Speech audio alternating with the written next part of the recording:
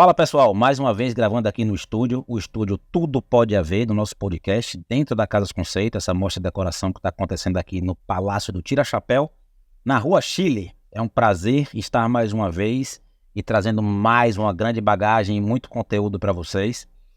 Já falei, o nosso Tudo Pode Haver, tudo pode.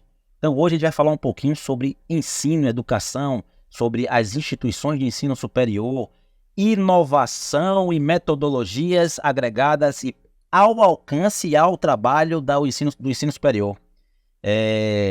Eu estou com um convidado aqui que eu vou ter que fazer uma pescazinha do briefing de apresentação dele para não esquecer de falar de nada. E olha que a gente concentrou na qualificação do nosso convidado apenas nos quesitos que são referentes ao ensino superior. Mas eu vou trazer para vocês aqui a apresentação do nosso convidado. Economista, professor e consultor do ensino superior, com especialização e metodologia do ensino superior, MBA em gestão administrativa universitária, atuação como gestor do IES, Instituições de Ensino Superior, no Grupo Estácio, Unifib na Bahia, Unifaz em Sergipe, diretor-geral da Faculdade de São Salvador, executivo dos grupos Unidom e Rede Unirb na Bahia, professor de graduação e pós-graduação e consultor do ensino superior com atuação nas áreas de projeto, gestão, planejamento, regulação do ensino superior particular. Atualmente ele é o superintendente executivo do Sindicato das Entidades Mantenedoras do Ensino Superior Particular na Bahia, membro do Comitê Executivo do Brasil Educação, do Fórum Ensino Superior Privado, com participação efetiva nas câmaras temáticas do ensino superior, do ensino técnico e profissionalizante e do EAD. Ufa, quase que eu engasgo para conseguir falar de tudo, mas eu queria dizer muito obrigado e seja bem-vindo, professor Gilberto Martins, está aqui com a gente hoje. Obrigado pela referência, pelo acolhimento, pela oportunidade. É um prazer estar aqui no estúdio. Tudo pode haver. Eu acredito que tudo pode. E tudo precisa e tudo tem a ver. E ensino superior hoje é uma realidade no nosso estado, e o SEMESB, no qual eu represento nesse instante como dirigente executivo. Eu não sou dirigente estatutário, mas sou executivo responsável pelo SEMESB na Bahia. É um prazer muito grande nessa tratativa para ver se a gente constrói uma parceria com vocês e chegamos a algum lugar. Muito obrigado. Obrigado também, claro. Obrigado a gente. Agora vamos lá. Eu acho que a gente pode começar o bate-papo da gente. E daquele jeito que a gente sempre se propõe a ser, um bate-papo, construindo conhecimento a partir da nossa conversa aqui de uma maneira bem tranquila, bem espontânea. Mas eu não posso deixar de falar que quando se trata de inovação e tecnologia aplicado ao ensino, seja ele superior ou não, a gente vem com uma pergunta que eu acho que é no mínimo a hora do despertar. Vou perguntar aqui ao professor Gilberto. Mas a gente sabe que hoje existem muitas tecnologias, muitos recursos, a integração com redes sociais, o alcance do professor como mediador do ensino e de levar de uma forma nova, criativa, tudo isso para disponibilizar ao público, aos alunos. Vamos lá, professor Gilberto, como é que está isso? A minha pergunta é, ainda tem muita gente estagnada na questão do processo e da metodologia do ensino, daquela maneira ainda tradicional, pragmática, que se vê há 50, 80, 70 anos da mesma forma. Como é que está isso? Como é que está se relacionando o professor e as instituições com essas novas tecnologias? A pandemia, ela culminou por acelerar um processo de apreciação, de utilização dos recursos digitais e virtuais de uma maneira muito imprevista. De repente, nós nos demos conta que estávamos num mundo que é virtual, que é digital. E claro que todas as vezes, principalmente as pessoas como eu, que não tenho cabelo branco, porque pintou. Eu costumo dizer que os cabelos ficam brancos porque você acumula experiência, vivência e vai perdendo a cor quando não perde o cabelo. Muito bem. Existe uma realidade hoje que a gente está se debatendo no ensino superior, que é a necessidade de quebrar esse paradigma. A inteligência artificial, os recursos tecnológicos, a inovação e a criatividade são coadjuvantes no processo do ensino e não desinstaladores ou desagregadores. A questão é que a gente precisa superar algumas dificuldades. É muito comum quando você não fala o idioma, a primeira necessidade que você tem para falar o idioma é você falar de forma errada, para quebrar a vergonha, barreira, né? a barreira do bloqueio. A mesma coisa com as tecnologias. De repente parece que é um bicho do outro mundo, mas não é. A inteligência artificial, os meios tecnológicos, eles sempre existiram, os recursos didáticos sempre existiram. Eu posso me referir ao custo e ao giz, à lousa, à pedra, mas eu posso me referir também a documentos históricos, como instrumentos de apoio ao método e à atividade do ensino. Então, este encontro que nós estamos querendo fazer e difundir para novembro, que é o encontro sobre planejamento acadêmico, inovação, criatividade e novas tecnologias, é para tentar suscitar, levantar no professor a vontade de querer ser um influencer do seu aluno. Ele pode ser seguido, porque ele tem conteúdo, ele tem bagagem. Melhor ser seguido e seguir influencer dessa tipologia, desse padrão, do que alguns outros influencers que terminam não tendo o que agregar de conteúdo. E usar a rede social, explorar da rede social, explorar das mídias, aquilo que ela tem de melhor, que é meu alcance, né? É claro. Então, se eu conseguir descobrir que eu tenho um conteúdo organizado e arrumado mentalmente, e se eu consigo, com um jovem de 20, 30 anos, um jovem de 17 anos, quebrar a barreira do acesso à produção desse conteúdo, à organização desse conteúdo e apostar esse conteúdo, o meu aluno vai querer me seguir. Então, nós estamos numa luta incessante no sentido de mostrar ao professor do ensino superior que nós precisamos quebrar esse paradigma. Não existe a pesca acadêmica, o direito autoral, quando o aluno recorre, por exemplo, à inteligência artificial. Eu preciso que ele aprenda a comunicar sobre o que ele captou, sobre o que os algoritmos organizaram e como é que eu faço para humanizar e me expor sobre isso. Se eu consigo entender os algoritmos, as informações arrumadas e dar humanidade ao processo, eu vou ser um professor melhor do que o outro que não se apropria dos meios e dos recursos digitais. Então, todo o propósito é esse. Não existe problemas com o uso da tecnologia. As tecnologias vieram para melhorar o mundo e nós precisamos nos apropriar dela também no ensino. Como tudo, né? Em qualquer área a gente tem que entender que as tecnologias, os avanços tecnológicos, os avanços no conhecimento, de forma geral, eles vieram para que a gente termine aumentando o nosso alcance, nossa capacidade de interpretação, de organização e inclusive disseminação, no caso do ensino, mais fortemente ainda. Você diria hoje, professor, que essa barreira que você citou algumas vezes aí, nuances na conversa aí, né? Essa barreira, ela existe mais por conta do professor ou uma resistência das instituições? Qual é a grande barreira a ser vencida? Porque eu entendo que o SEMESB se posiciona já de forma clara quando cria a temática, cria a discussão, traz isso em voga, traz isso para a mesa e briga para que isso seja não só discutido, mas colocado em pauta e colocado em prática. Aí eu pergunto, você tem sentido, e a percepção do próprio sindicato, né, o SEMESB, tem sentido que essa barreira hoje ela é mais forte? Ela vem de onde, essa barreira mais forte? Do professor, da instituição, do aluno? Não deve ser, porque o aluno é que está mais, talvez, mais fácil, mais apto a receber esse tipo de recurso. Mas me diga aí, estou errado? Todos, eu diria que todos são interessados. Eu estou falando aqui com um movimento de pesquisa do meu interesse para quebrar essa rotina. Professor, aluno, conteúdo. Se você parar para imaginar, você vai ver, eu vou fazer um recorte aqui em 2,5 milênios. Se eu pegar de Sócrates para cá, o conteúdo organizado, ele sempre existiu. Se eu voltar lá atrás com os chineses, com o código de Hammurabi, o conteúdo está lá organizado. O mediador e o moderador sempre existiu.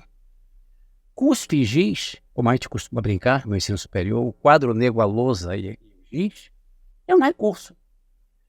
A revolução digital, ela é uma realidade no mundo de hoje. É claro que a criança, o meu neto, seu filho, que está hoje já enfrentando a formação, a preparação dele, ele tem mais acesso e mais contato com as tecnologias do que o que nós tivemos na minha geração. Sim. Isso cria uma barreira, isso cria um bloqueio que a gente precisa se desinstalar. No mediador, no professor. No mediador. Mas o conteúdo continua sendo o mesmo, o mediador sempre existirá. Agora, o professor que não entender que essa realidade virtual, que esse movimento está acontecendo, não é a inteligência artificial, nem os meios que vai desempregar ele, não.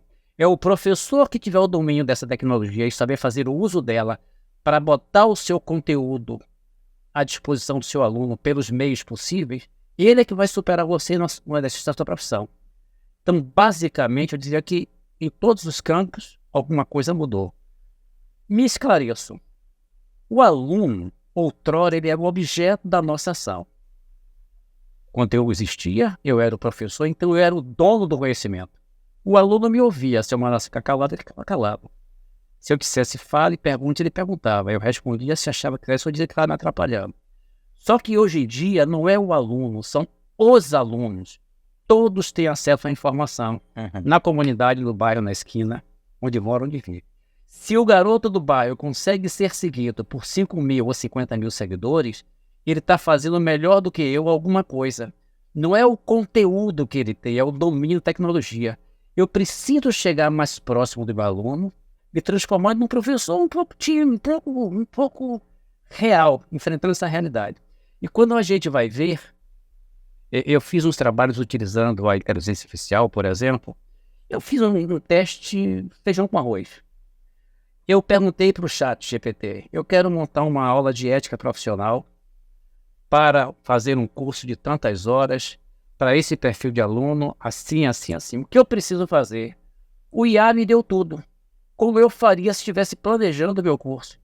O que foi que eu fiz? Corrigi o rumo, humanizei o processo e arrumei as coisas e, na verdade, eu tinha uma pesquisa pronta e à mão em menos de 20 minutos. Vamos lá. Você considera, vou fazer uma pergunta. Eu adoro perguntar como se eu fosse um ouvinte querendo entender e aprender. Todo mundo já sabe disso. Então vamos lá. Essa analogia que você fez, analogia não, esse roteiro que você descreveu aqui agora, termina que eu usei nesse caso específico, tá? Vamos analisar esse caso. Eu usei a inteligência artificial, utilizei o ChatGPT para ele criar o script, o melhor roteiro, a melhor formatação, mas é bom deixar claro de um conteúdo que eu já tenho e já domino. Perfeito. Portanto, ele não resolveu o meu conteúdo, ainda que ele possa me ajudar de forma clara e objetiva no conteúdo também, trazendo citações, referências. A gente sabe que a gente pode provocar o ChatGPT para isso. Mas de forma, acho que pegando esse gancho aí, a linha seria essa. O meu script ficou melhor montado. Ele vai ficar mais palatável, melhor acessível para os meus alunos, que provavelmente vão ter um acesso a um conteúdo mais bem estruturado, mais organizado, e que de repente, usando as mídias sociais, ainda vou poder multiplicar esse meu alcance para essa comunidade de ensino, vou falar assim, né? Acrescento mais. Eu tinha um conteúdo, um conhecimento com base nos meus estudos, na minha pesquisa. Na hora que eu me aproprio dos dados que estão arrolados pelo algoritmo, eu tenho várias cabeças pensando mais do que eu. Eu alinho isso e, de repente, o meu conteúdo fica mais interessante, me aproprio. Eu não estou copiando ninguém, mas o meu aluno vai ter a vontade de me ler nas redes. E aí eu estou quebrando o paradigma. Ele sai da sala de aula, mas ele pode voltar a me consultar se eu estiver lá. Eu vou mais. Eu acho que as instituições, e aí eu estou falando como profissional, como um professor, eu não estou falando em nome do CEMEG, eu estou falando em nome do interesse dos meus estudos atualmente com relação ao advento dessa revolução digital. Eu diria o seguinte, então eu vou mais.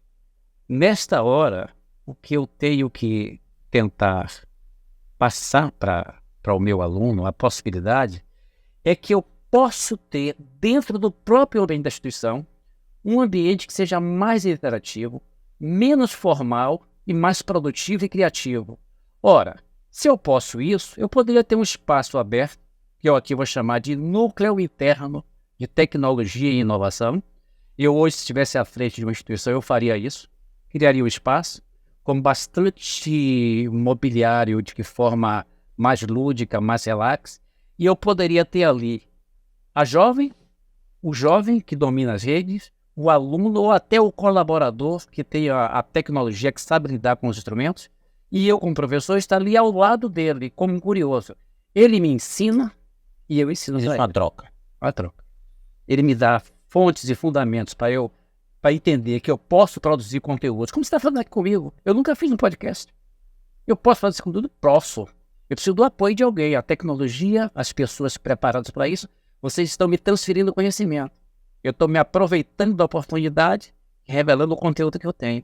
Isso é produção, isso é iniciativa. Isso podia ser uma videoaula, sim, informal. Sim. Por que não? Então é assim que eu penso.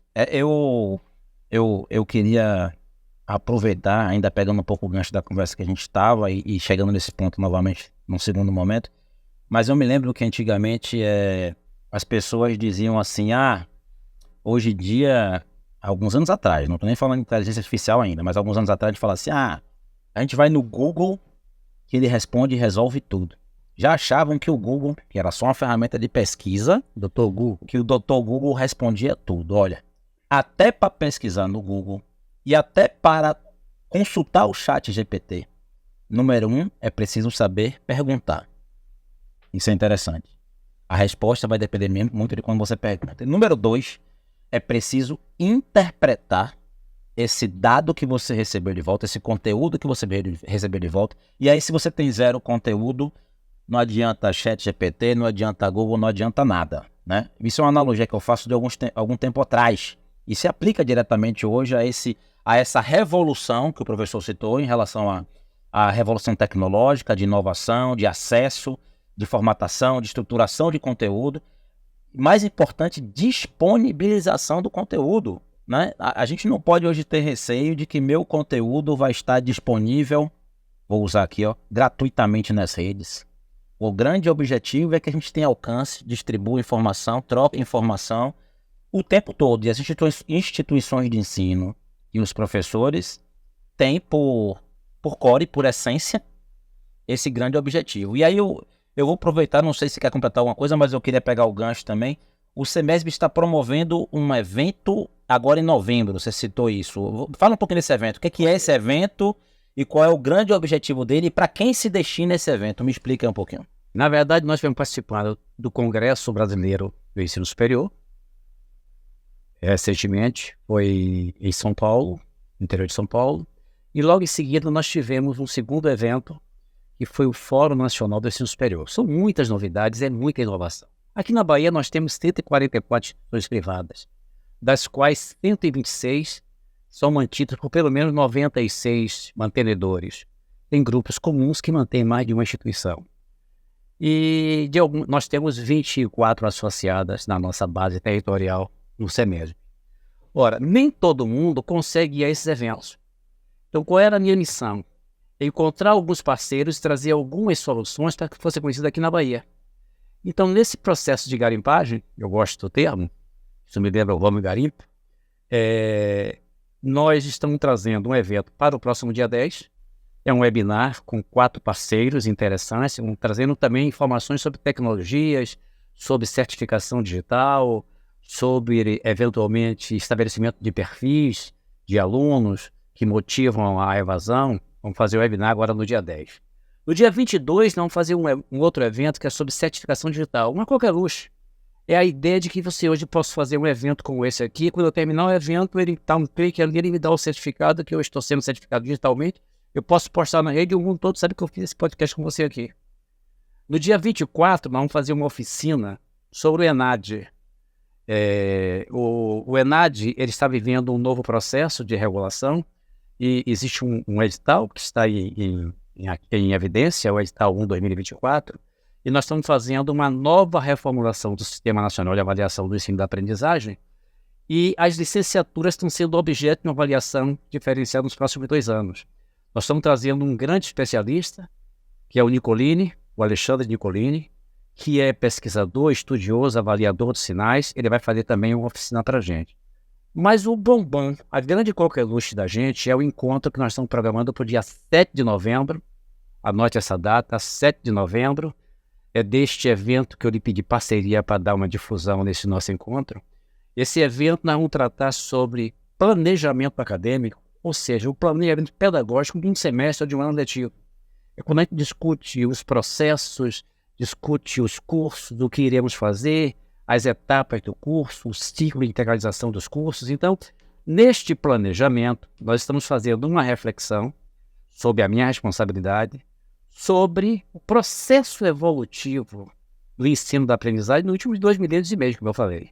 Então a gente faz uma história, passa pelos primeiros filósofos, passa por Agostinho, Santo Agostinho e Santo Tomás, o idealismo e o realismo, passa pelos teóricos que pensaram a educação, principalmente aí eu trago para a gente uma reflexão sobre como pensava Carl Rogers, por exemplo, como pensa Edgar Morin, que é contemporâneo nosso, dessa década, dessa era, desse século, que fala que o mundo está conectado e as atividades devem estar conectadas.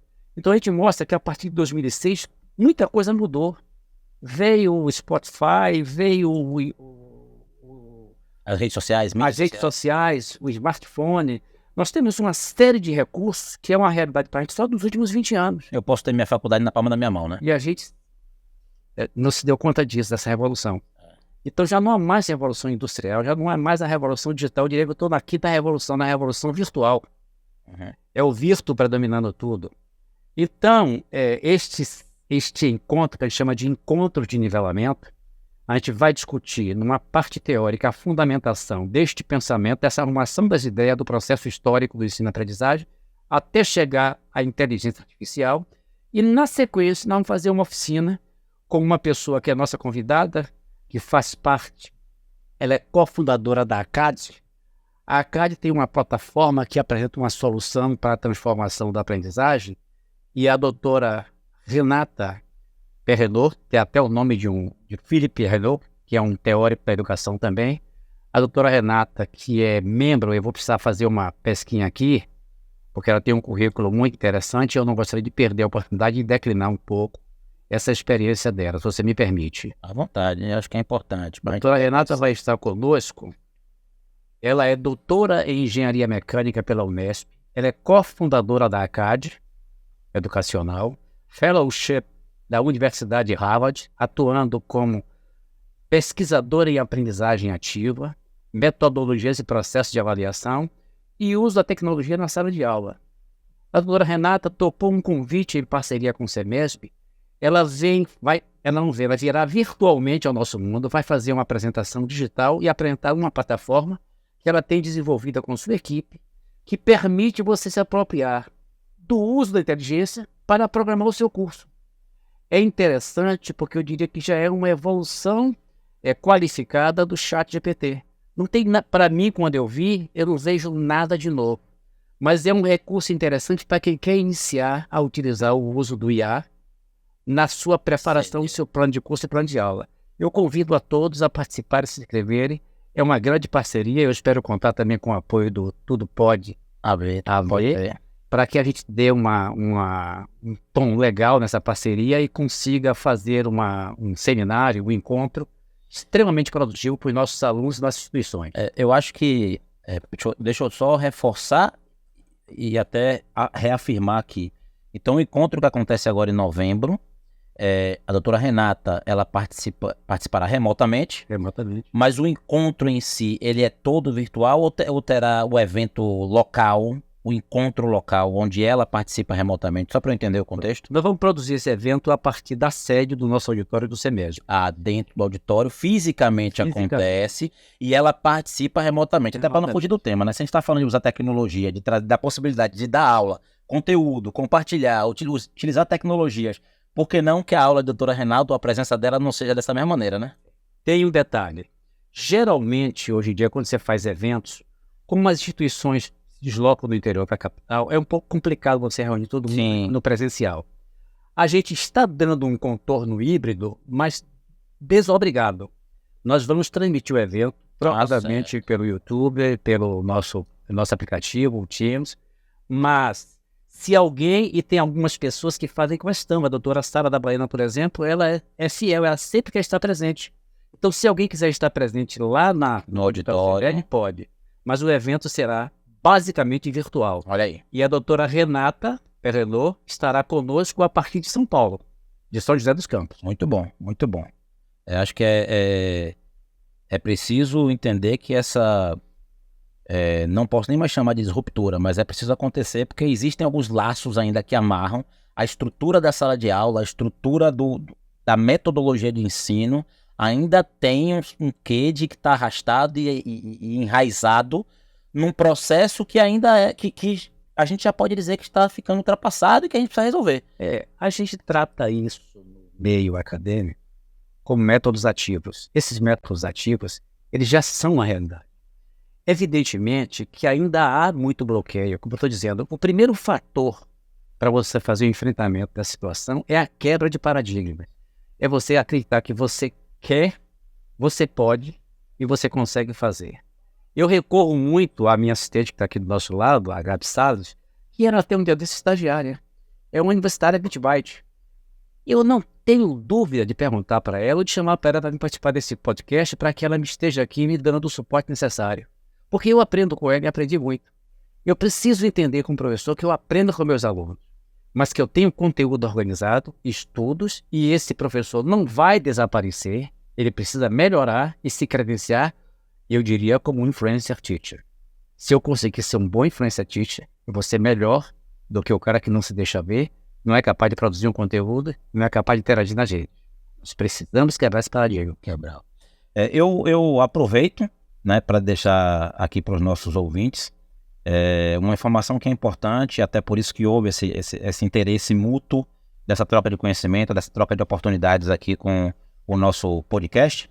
Mas, de fato, dizer a vocês, olha, hoje a gente tem aqui um estúdio podcast, está funcionando dentro da Mostra Casas Conceito, um ambiente decorado para a mostra de decoração, mas que é um ambiente vivo e funcional, como vocês estão vendo, usando os recursos e equipamentos de mais alto padrão. A gente tem o LeStudio como parceiro nosso, e tanto a infraestrutura, equipamento, suporte, equipe técnica, tudo do nosso LeStudio, como do nosso Tudo Pode Haver, eles estão disponíveis. A gente pode, lá na apresentação, lembro bem, eu e Stephanie Soares, a gente apresentando o nosso ambiente e o nosso estúdio, a gente falou de que está disponível sim para gerar conteúdo, gravar videoaulas, é possível gravar Reels, simplesmente, para divulgação de material, divulgação de conteúdo, divulgação de cursos e eventos, como vai ter, processo seletivo, olha só. Então tudo isso tá disponível, gente. Eu acho que falta de repente entender e conhecer e tirar partido e proveito disso.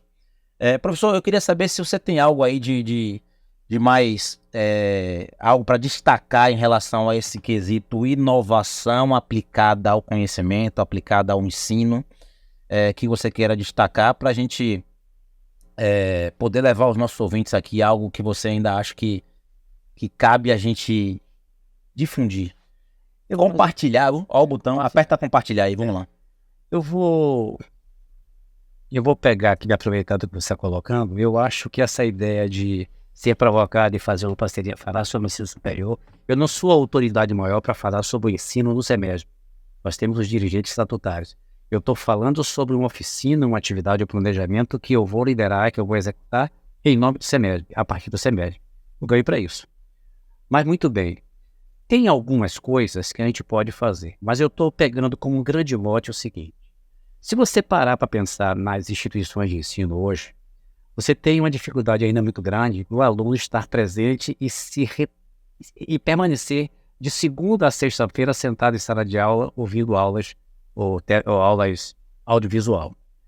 Ora, eu acho que a primeira coisa se eu pudesse sugerir a um mantenedor e que eu estou defendendo como uma inovação, é do mesmo modo que eu tenho o núcleo de prática jurídica, o escritório modelo de contabilidade, o núcleo de prática de fisioterapia, o núcleo de prática, o escritório de engenharia, o núcleo de prática de engenharia.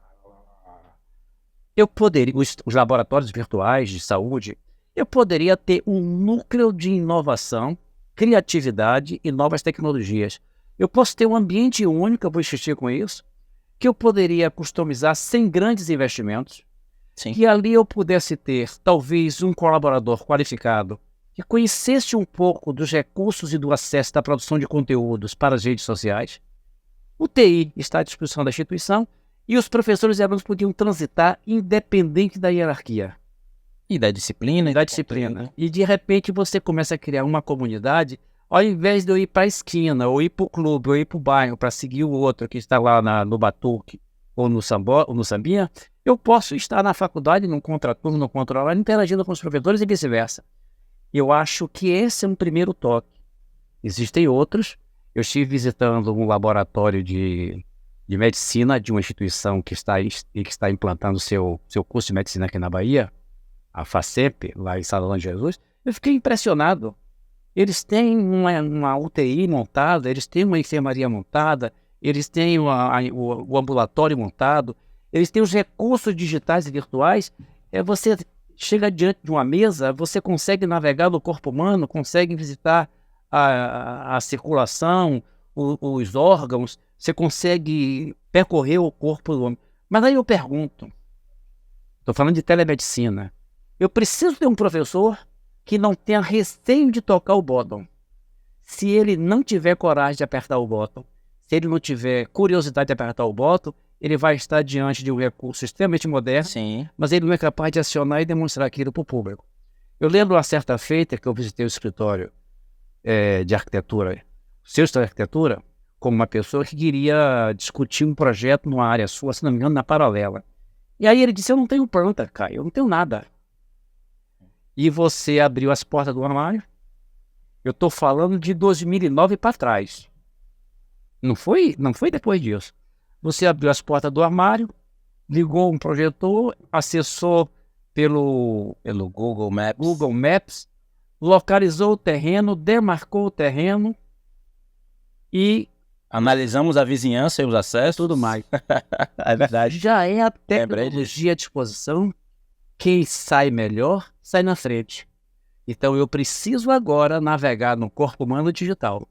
E aí eu, professor, preciso quebrar esse paradigma. Hoje eu terminei experimentando e vivenciando em alguns projetos de faculdade e já há muito tempo as faculdades elas investem muito em seus laboratórios, por enquanto eu vou falar assim, e laboratórios de práticas.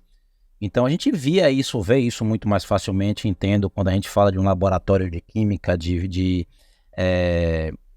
anatomia, um laboratório, né, de informática, né?